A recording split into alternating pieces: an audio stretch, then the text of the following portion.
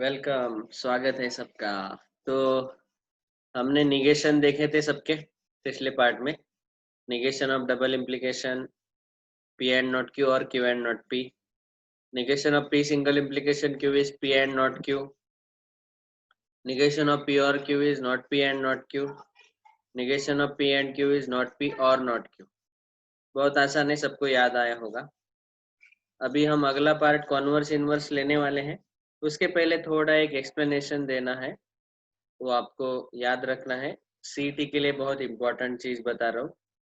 Double implication जो है, double implication double implication में आप इसको एक नोट करके लिख सकते हैं।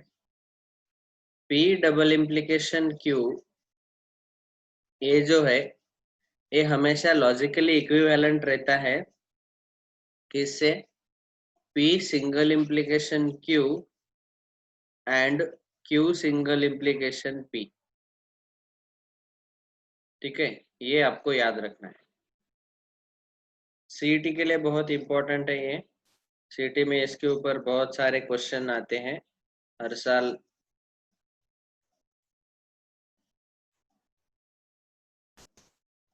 ओके, डबल इम्प्लीकेशन का मतलब है P single implication Q and Q single implication P. अभी देखो, मैंने अभी अभी आपको पढ़ाया है कि जो सिंगल इम्प्लीकेशन रहता है उसका निगेशन जो है वो पी एंड नॉट क्यू आएगा। और अगर मैंने क्यू इम्प्लीकेशन पी लिखा तो इसका negation Q and not P आएगा। समझा ना? इसको कंपेयर करके पहला एज इट इज लिखना है, बीच में एंड, और दूसरे का निगेशन। वैसे ही यहाँ पे पहला एज इट इज लिख दिया, बीच में एंड और दूसरे का निगेशन। क्लियर? तो अभी जब हम निगेशन लेंगे इसका, negation of P double implication Q, तो वो क्या आ जाएगा? ये पूरे राइट हैंड साइड का भी निगेशन आ जाएगा। तो राइट हैंड साइड को मैं ब्रैकेट में लिखता हूँ और ब्रैकेट के बाहर निगेशन। हमने क्या किया अगले स्टेप में? सब तरफ निगेशन लेना शुरू कर दिया। ओके, अभी negation P double implication Q left hand side as it is रहने दो। राइट हैंड साइड में अभी आप देखो, इसको एक स्टेटमेंट अज्यूम करो, इसको और एक स्टेटमेंट अज्यूम करो, और दोनों के बीच में है एंड। तो अभी हमने देखा था कि अगर एंड है तो उसका निगेशन क्या आता है? निगेशन पी और निगेशन क्यू। मतलब क्या है? पहले का निगेशन ले लो, दूसरे का निगेशन ले लो, और बीच में एंड के जगह और आ जाएगा। वैसे ही यहाँ पे ये पहला, ये ब्रैकेट पहला है, ये ब्रैकेट दूसरा है, और हमें इन दोनों, इनका निगेशन लेना है पूरे स्क्वायर ब्रैकेट का। तो हम क्या करेंगे? पहले का निगेशन, मतलब पहला ब्रैकेट है पी सिंगल इम्प्लीकेशन क्यू, इसका निगेशन एंड का हो जाएगा और दूसरा ब्रैकेट जो है उसका negation Q single implication P.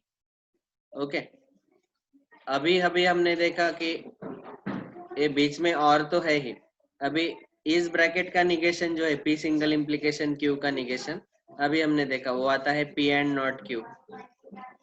Okay, और negation of Q single implication P जो है वो आ जाएगा क्यू एंड नॉट पी, और बीच में और जैसे का जैसा है। सो यहाँ से हमें ऐसे भी हम डायरेक्टली बोल सकते हैं पी डबल इम्प्लीकेशन क्यू का निगेशन जो है वो पी एंड नॉट क्यू और क्यू एंड नॉट पी आएगा। यही था, देखो। ओके, ये नोट सबको समझ में आया? तो ये नोट लिख लेना। चलो, तो अभी अगला पार्ट हम डिस्कस करेंगे 1.3.4, which is called as converse, inverse and contrapositive of an implication। ठीक है,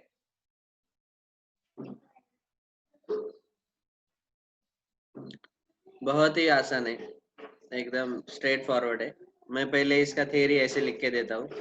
पी सिंगल इम्प्लीकेशन क्यू अगर आपको दिया है, ओके, इसको क्या बोलते हैं आप? Implication. Okay, this is implication.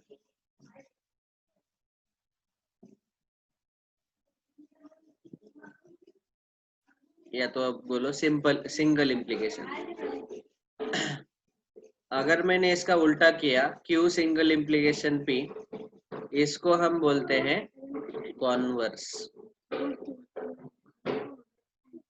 Okay, इसके बाद negation P single implication negation Q लिया, मतलब क्या है?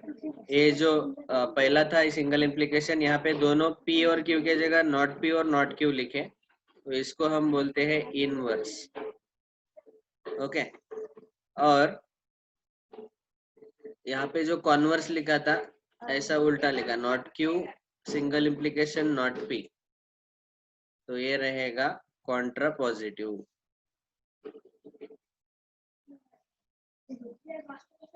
कॉन्ट्रा पॉजिटिव, बस इम्प्लीकेशन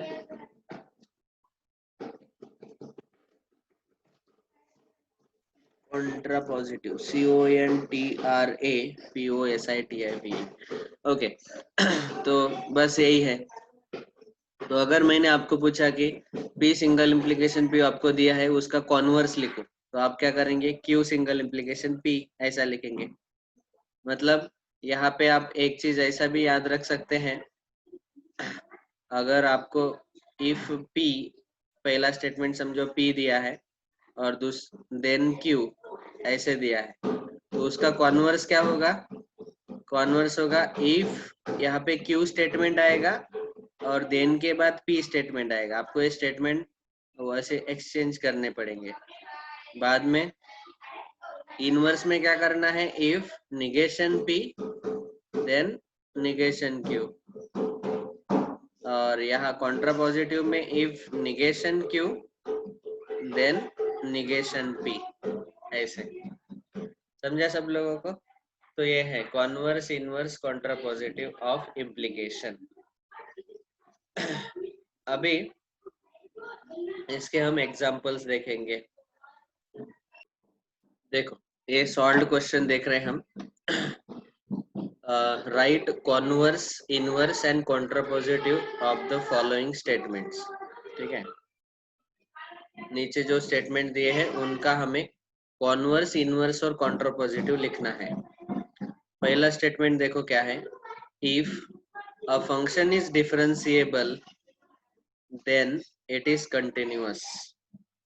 ठीक है, तो ये जो है a function is differentiable, solution में हम लिखेंगे p। पहला स्टेटमेंट जो है फंक्शन इज डिफरेंशिएबल, इसको लिखेंगे p। और दूसरा स्टेटमेंट है a function is continuous. It मतलब इट की जगह अ फंक्शन रखो, अ फंक्शन इज कंटिन्यूअस।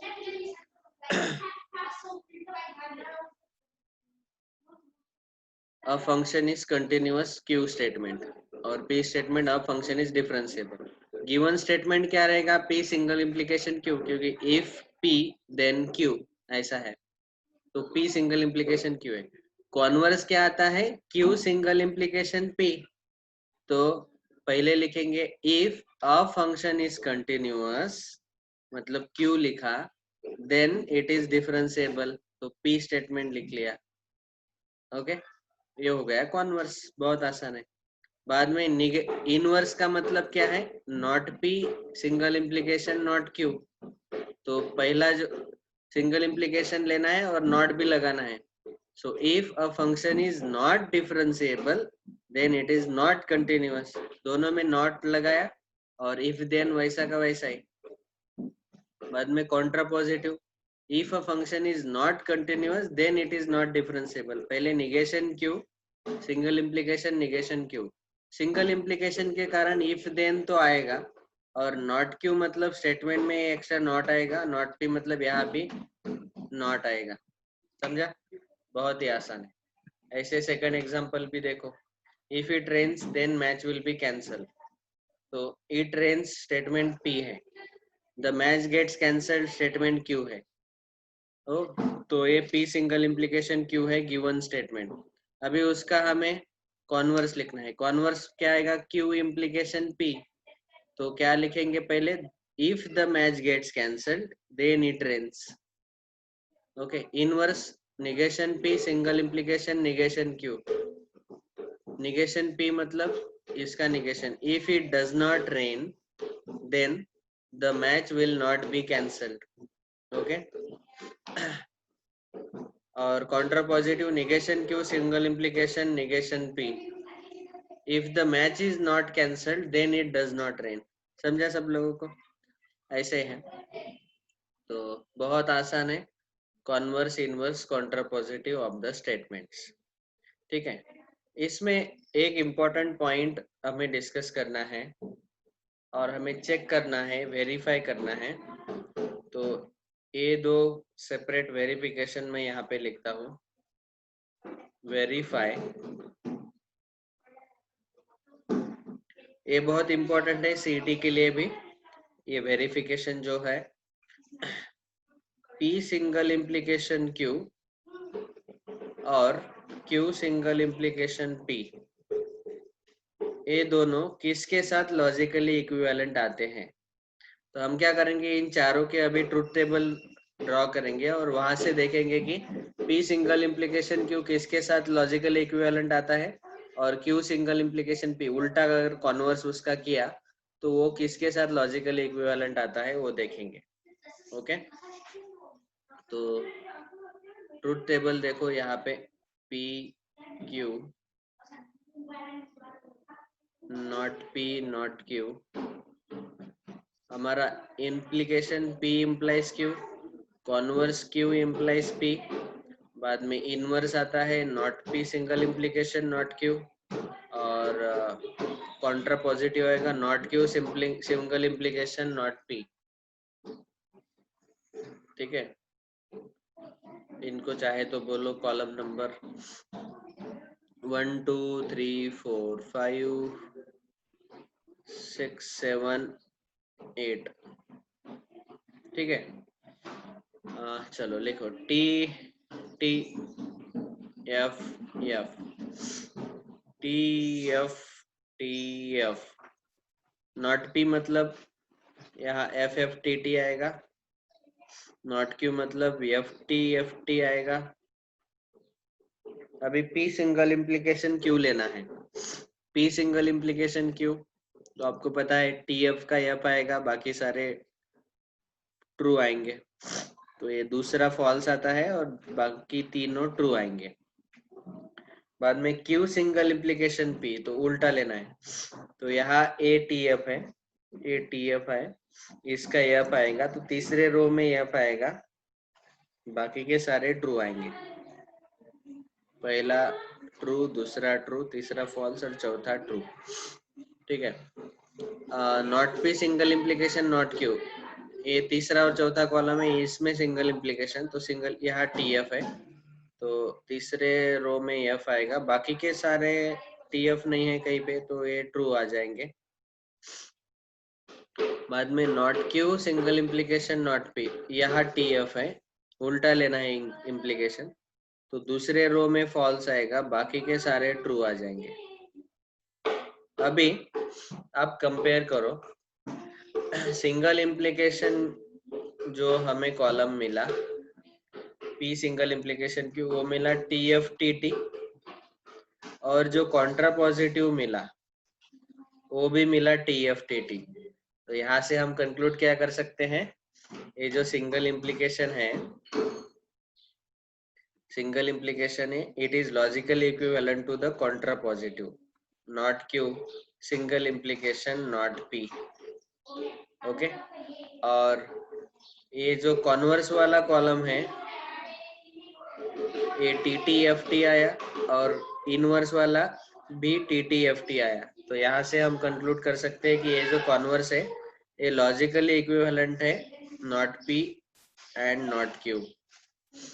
समझा सब लोगों को? सो यहाँ से हम बोल सकते हैं कि single implication is logically equivalent to contrapositive and converse is logically equivalent to inverse. तो यही मुझे बोलना था।